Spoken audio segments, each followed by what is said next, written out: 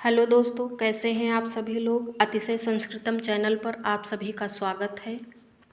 तो हम लोग आज से टीजीटी बेस पढ़ेंगे। तो इस क्रम में हम लोग महाकवि कालिदास जी की रचनाओं का सामान्य परिचय आज देखेंगे। लेकिन कालिदास और उनकी रचनाएं केवल टीजीटी के लिए ही नहीं महत्वपूर्ण हैं। संस्कृत जगत से संबंधित जितनी भी परीक्षाएं हैं, चाहे वह टेट हो या नेट हो, असिस्टेंट प्रोफेसर हो, टीजीटी, पीजीटी, जीआईसी, प्रवक्ता, कोई भी हो परीक्षा, उसमें सब में कालिदास उनकी रचनाएं अवश्य ही पूछे जाते हैं। 2 से 3 नंबर अवश्य आते हैं। तो क्यों न कालिदास और उनकी रचनाओं के विषय में एक एक कतरा कतरा पढ़ लिया जाए, ताकि कोई भी प्रश्न हमसे छूटे ना, हमसे बन ही जाए। तो इस क्रम में आइए हम लोग देखते हैं कालिदास जी का परिचय। और हाँ दोस्तों, एक बात और, हमारे चैनल को लाइक करें, शेयर करें, सब्सक्राइब करें, अपने दोस्तों में शेयर करें। आपके लाइक करने से हमारा वीडियो बूस्ट होगा, अन्य लोगों को भी प्राप्त होगा, ताकि सबको इसका लाभ प्राप्त हो सके। खास करके वो छात्र छात्राएं जो इतनी जिम्मेदारियों में हैं कि वो बाहर जाकर पढ़ाई नहीं कर सकते हैं, तो ऐसे छात्र छात्राएं हमारे नोट्स से पढ़ें और अपने सपनों को सच करें। तो आइए देखते हैं कालिदास का सामान्य परिचय। महाकवि कालिदास के विषय में जानकारी कांचीपुरम के ऐहोल अभिलेख से मिलती है।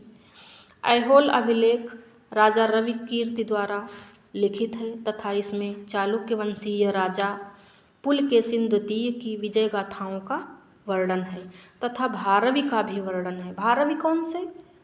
किरातार्जुनीयम वाले भारवी, उनका भी वर्णन है। दोनों लोगों का वर्णन है। किसका किसका? कालिदास और भारवी का। किसमें वर्णन है? ऐहोल के शिलालेख में। किसने बनवाया यह शिलालेख? तो कांचीपुरम का शिलालेख है, राजा रवि कीर्ति ने इसे लिखवाया था। आगे देखते हैं हम लोग अब कालिदास जी की रचनाएं।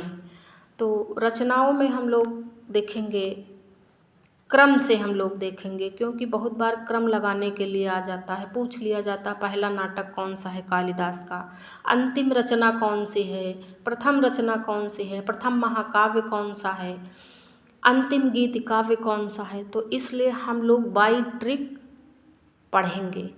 तो आइए पढ़ते हैं, आप लोग ध्यान से देखें, सुने। तो नाटक क्रमशः माँ वी आ, इसकी ट्रिक है माँ वी आ। तो माँ से मालविकाग्निमित्रम, वी से विक्रमोर्वशीयम और आ से अभिज्ञान शाकुंतलम।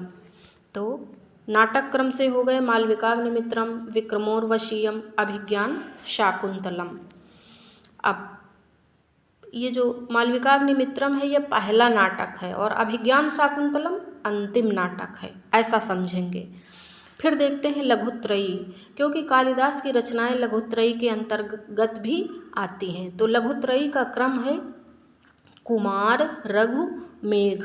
ये बड़ी ख़ास बात है कि कालिदास की ही तीनों रचनाएं लघुत्रयी के अंतर्गत हैं। एक ही कवि की तीनों रचनाएं लघुत्रयी में रखी गई हैं। तो ट्रिक क्या है? कुमार, रघु, मेघ। कुमार संभवम, रघुवंशम, मेघ दूतम। कुमार संभवम, रघुवंशम, मेघ दूतम। फिर कालिदास की संपूर्ण कृतियों का क्रम।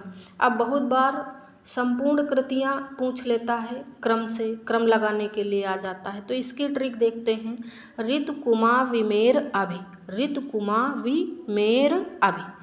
तो ऋतु से नंबर 1 ऋतु संहार, कु से कुमार संभवम, माँ से नंबर 3 मालविकाग्निमित्रम और वी से नंबर 4 विक्रमोर्वशीयम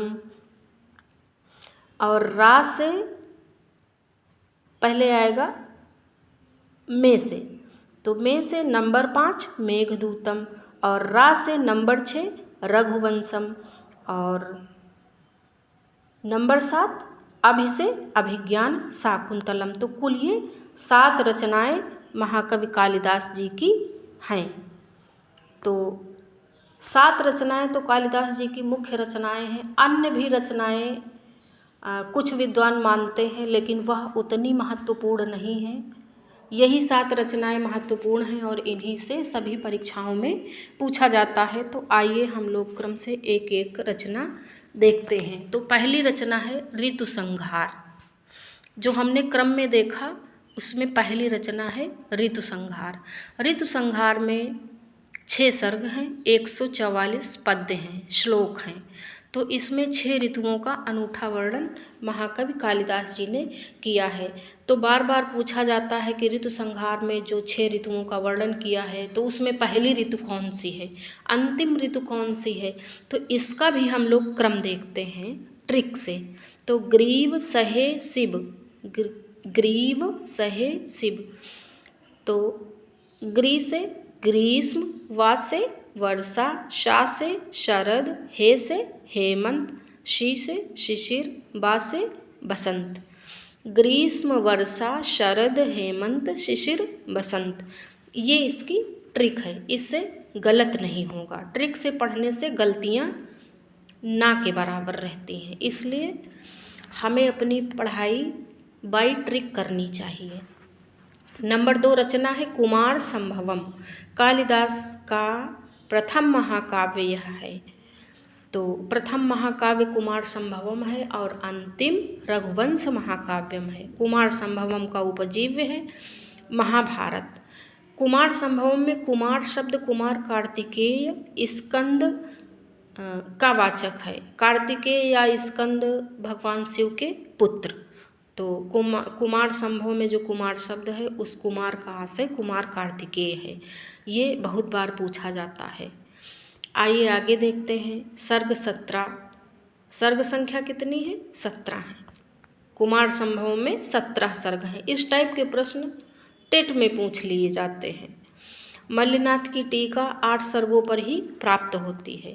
ये जो कुमार संभवम रचना है इसमें सर्ग तो 17 हैं, लेकिन मल्लिनाथ जी ने जो टीका लिखी है उसमें सिर्फ 8 सर्गों तक ही प्राप्त होती है वह। कालिदास की रचनाओं पर मल्लिनाथ जी द्वारा संजीवनी टीका लिखी गई है। अब ये जो कालिदास की रचनाएं हैं जितनी भी, इन पर मल्लिनाथ ने टीकाएं लिखी हैं। तो मल्लिनाथ जी की टीका का नाम है कालिदास की रचनाओं पर संजीवनी। संजीवनी नाम से ये कालिदास की रचनाओं पर टीका लिखते थे। अब तीसरी रचना है मालविकाग्नि मित्रम।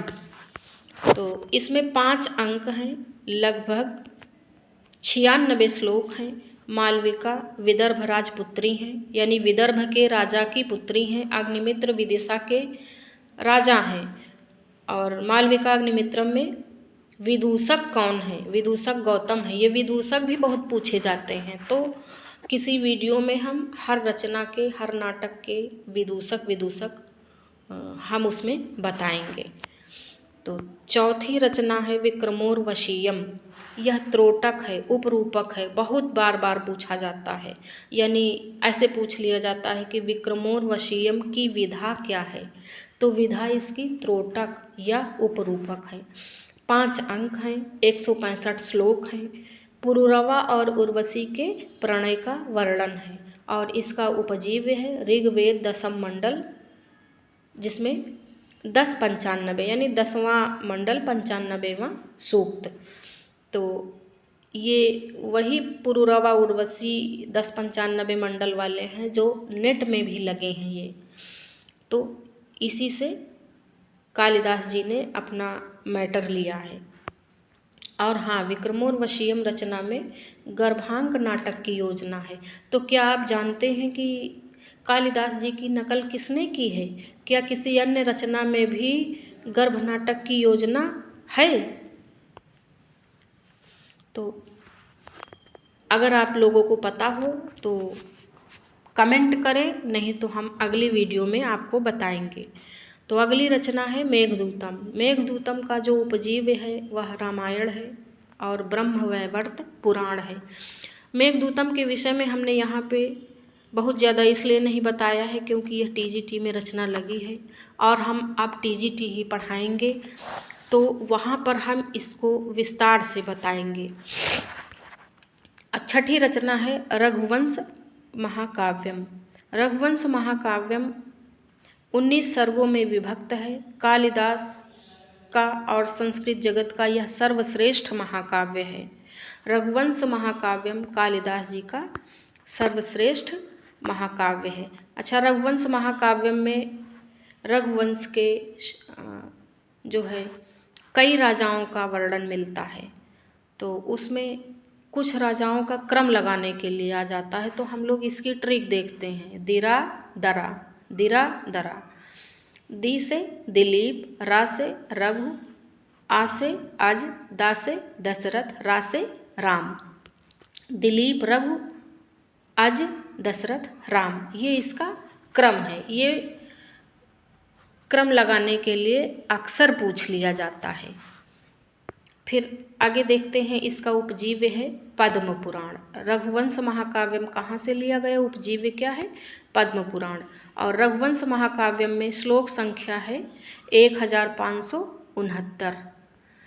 अच्छा, कालिदास जी एक श्लोक और लिख दिए होते तो 1569 की जगह 1570 हो जाता, तो डिजिट अच्छी ज़्यादा लगती, थोड़ा याद करने में कठिनाई होती है।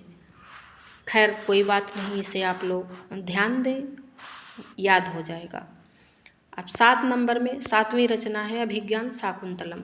अभिज्ञान शाकुंतलम विश्व प्रसिद्ध नाटक है।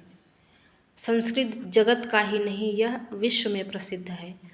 तो इसमें अंक 7 हैं, श्लोक 195, कुछ विद्वान 198 भी मानते हैं। अभिज्ञान शाकुंतलम में 24 छंदों का प्रयोग है। सर्वाधिक आर्या, उपजाति और बसंत तिलका छंद का प्रयोग कालिदास जी ने किया है। कालिदास को दीपशिखा की उपाधि दी गई रघुवंशम के इस श्लोक से। वैसे कालिदास जी की बहुत सारी उपाधियां हैं। उपमा कालिदास हैं, उपमा के लिए प्रसिद्ध हैं। तो यहाँ पे हम लोग देख लेते हैं कि इन्हें दीपशिखा कालिदास क्यों कहा गया, क्या कारण था। तो कालिदास जी ने रघुवंशम में 13 सर्ग में एक श्लोक लिखा जिसमें इतनी बेहतरीन उपमा दी कि कवियों ने इन्हें दीपशिखा इस उपाधि से इन्हें अलंकृत किया।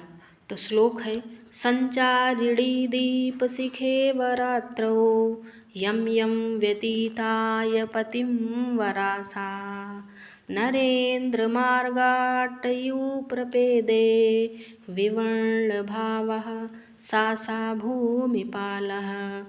तो ये ऐसा श्लोक है जिसमें इतनी अच्छी उपमा दी कालिदास जी ने कि कवियों ने इन्हें दीपशिखा कहा। ये श्लोक कई बार पूछ लिया जाता है, इसलिए हमने इसको यहाँ पे मेंशन कर दिया है। तो दोस्तों, आज का वीडियो कैसा लगा हमें अवश्य बताएं। हमारे चैनल को लाइक करें, शेयर करें, सब्सक्राइब करें। और आपके लाइक करने से हमारा वीडियो बूस्ट होगा और अन्य ज़रूरी लोगों तक पहुँचेगा। हम आपके लिए प्रयासरत हैं, कृपया हमारा सहयोग करें। धन्यवाद।